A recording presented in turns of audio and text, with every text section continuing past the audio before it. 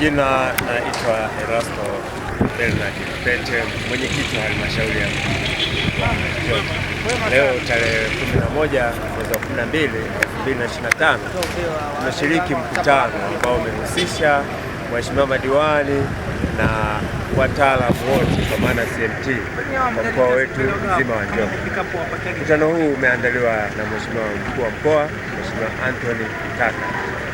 Malengo makuu, amekuja kutuelekeza, kutupa semina kutokana na wawasilishaji mbalimbali wa mada mbalimbali. Malengo makuu ya Mheshimiwa Mkuu wa Mkoa ni kutaka tubadilike kutoka tulipo twende hatua 1, 2, 3 kwenda mbele, na hasa kubwa limelenga hasa ubunifu mpya wa vyanzo vya mapato, kwamba CMT pamoja na sisi waheshimiwa madiwani tujikite sana katika kubuni vyanzo vipya vya mapato. Sasa hili ni jambo ambalo tunawaomba sana kuelekeza wataalamu CMT kwa maana mkurugenzi na timu zake kuhakikisha kwamba anatutengenezea ubunifu mzuri wa vyanzo vya mapato vipya ili tuweze kwenda kukidhi haja lengo la Mheshimiwa Mkuu wa Mkoa Anthony Mtaka. Na malengo mahususi Mheshimiwa Anthony Mtaka anataka au malengo yake ni kwamba tukibuni vyanzo vipya vya mapato ambavyo ni vya kudumu, basi tutaweza kwenda kupunguza kero kwa wananchi au kupunguza tozo, ushuru ule mdogo ambao unawakabili wananchi. Tuepukane na yale mambo yaliyokuwa ya zamani ili tuanze na mambo mapya.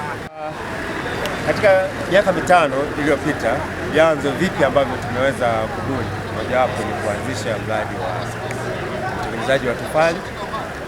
Tunao mradi ambao tumeshaanza kutengeneza tofali, ambapo wateja namba moja ni miradi yetu sisi wenyewe ndani ya halmashauri yetu ya mji wa Njombe. Kwa fedha zile tunazifanya zibaki kwenye mzunguko. Lakini jambo la pili, tumeweza kuagiza lori kubwa tanki kwa ajili ya maji taka, ambalo litasaidia hata kuwezesha mazingira yetu ya Njombe mjini kuwa masafi, lakini itakuwa pia ni biashara. Lakini tuna gari kubwa kwa ajili ya usambazaji wa zile tofali ambao ndio mradi wetu. Kwa ina maana tayari inakuwa ni moja ya vyanzo vipya vya mapato. Lakini kuna mambo mengine ambayo tulikuwa tumeshayabuni, tunasubiri utekelezaji. Swala la kuanzisha mzani ambayo itakuwa ni sehemu ya chanzo cha mapato, lakini tunafikiria pia kuanzisha eneo la parking ya malori jipya ili iwe ni sehemu ya chanzo cha mapato, lakini kuweka mji wetu uwe safi. Hiyo ni moja ya vitu ambavyo tunafikiria na kubuni. Uchaguzi umeshafanyika, makundi yalikuwepo, maana itakuwa makundi yawe yamevunjika. Kwa tunavyoingia sasa kama madiwani, tushirikiane wote kwa pamoja kwa kushirikiana vizuri kazi zinazofanywa na wataalamu wetu. Wataalamu kwa maana mkurugenzi na timu zake kwa maana CMT wamekuwa wabunifu wazuri wa vyanzo vya mapato, na sisi kama madiwani tunaenda kusimamia utekelezaji wa ilani ya Chama cha Mapinduzi ili utekelezwe kwa kadri inavyotakiwa. Kwa mimi niombe kwamba sasa tunakwenda kwa maana ya kushirikiana madiwani kwa madiwani, lakini madiwani na wataalamu. Wataalamu nao ni binadamu, kwa tunahitaji kushirikiana nao kama watu walivyo watu wengine ili waweze kufanya kazi vizuri. Angalia sheria ndogo ambazo haziwezi kuumiza wananchi katika maana ya kutoza ushuru. Kwa hiyo sisi kama waheshimiwa madiwani tumepokea haya maelekezo ya Mheshimiwa Mkuu wa Mkoa. Tunakwenda kukaa kutathmini ili tuone namna ya kusukuma agenda mbele za maendeleo kwenye halmashauri zetu. Halmashauri ya Njombe DC ni wakulima wakubwa wa zao la parachichi, na wananchi wetu wengi wanalima zao la parachichi. Kwa kweli nimesemwa hapa na Mheshimiwa Mkuu wa Mkoa na tathmini na hali ya watu wetu ambao wanafanya biashara pia ya parachichi. Nimesemwa katika maana ya kwamba kero wanazokutana nazo kwa maana ya ushuru wa halmashauri na mambo ya tozo na faini ambazo zimepangwa.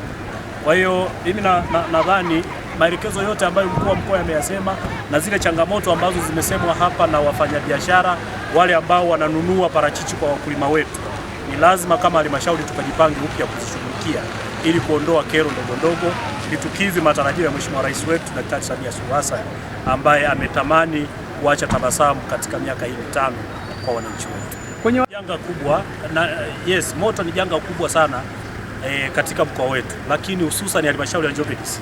Njombe DC sisi ni zao kubwa tunalotegemea ni zao la misitu na hasa miti ya mbao.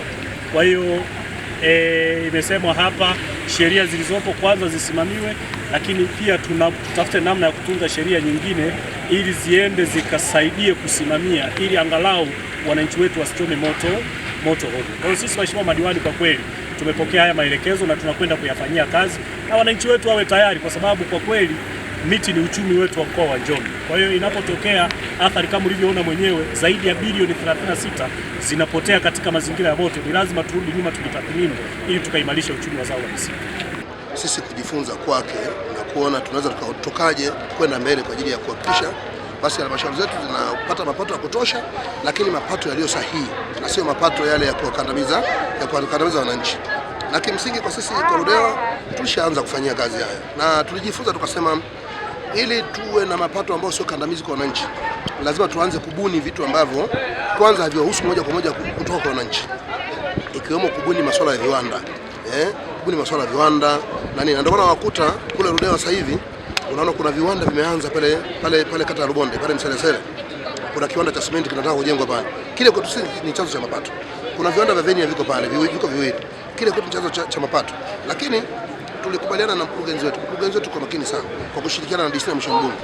Tulikubaliana kwamba twende kwa wananchi, hasa kwenye makundi ya vijana, tuwakopeshe fedha zile zinazohusiana na 10%.